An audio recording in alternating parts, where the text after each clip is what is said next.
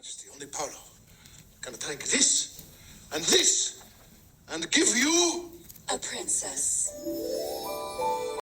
Okay, so the first thing I'm going to do is teach you how to get an appointment. There's 3 ways. You can either call the consulate at 424-309-0009. You can make an appointment on the website citas.sre.gov.mex, or you can make an appointment on WhatsApp, which is what I would recommend. I tried to do the virtual appointment first, and even though I pressed forgot password, I never got any emails in my email account, and I was struggling with that. And if you do it on WhatsApp, it's really easy. All you have to do is scan the QR code, and it opens you into WhatsApp, and it asks you a couple of questions in order to set up your appointment. So that's what I would 100% recommend. Okay, so first it asks you if you're setting up an appointment for the consulate in US or Canada. Then it asks you for your zip code, which location you would like the appointment to be at. I chose number 2.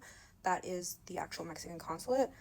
It cues you for your name, your first name, your first last name, and your second last name, then the country you were born in, the state you were born in, the municipality you were born in, your date of birth, your email. Then it asks you if you want either a notarization, a passport, consular ID, or INE, which is your electoral card, or the third option is for a visa.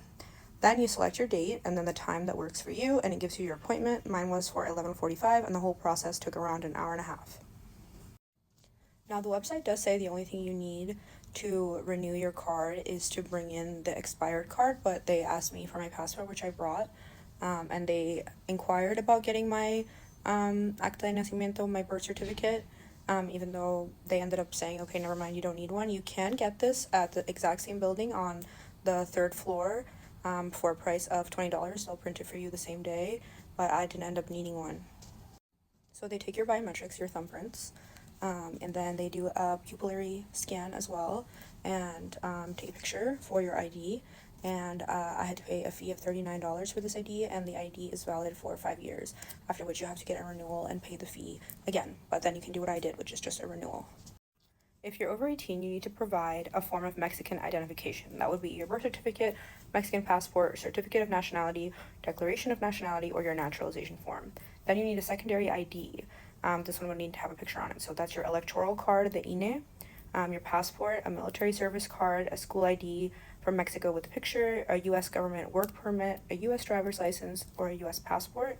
And then you need a certificate of residence. So that counts as a rent payment, a light, cable, phone bill, pay stub, a bank document, a license, a car registration, a money order, because that has your address on it, sent or received, a tax document, official mail or correspondence that has a postal stamp, mortgage, loan, credit card statement, a rental contract. If you're married and you would like that last name to be on the ID instead, you have to present your marriage certificate. And if you're divorced and remarried, you have to provide both the Divorce Act and your new marriage certificate. Now, if you're a child under 18 years of age, you're still able to get this, but it's a little bit different. So you need all of the identifications above, the Mexican and the regular ID, and you would need both your parents or legal guardians present, and they would have to bring an ID. So they need the child's birth certificate and signed or authorization from the parents. Kids under 10 could use a letter from a primary school that has a photograph, birth date, and full name, signed and stamped by a school official. Kids under 7 can use a stamped letter from their pediatrician, which also would need a photo, full name, and birth date. So why would you want a consular ID, also known as a matrícula consular? This identification is given at the Mexican consulate for foreign nationals, regardless of your immigration status. It's important to note that this ID does not confer legal status, it's just a registration with the Mexican government. But it gives you access to public and private services like a rec center, museums, school enrollment, prescription pickup, and financial services like opening a bank account or sending money orders to family abroad. It doesn't give you the right to work legally, but it's a valid ID to present during job applications, and it's also a valid ID you can present to law enforcement if asked. Know your rights, and unfortunately you're not eligible to get this ID if you have a criminal record here or in Mexico, but you can explore getting ID NYC instead.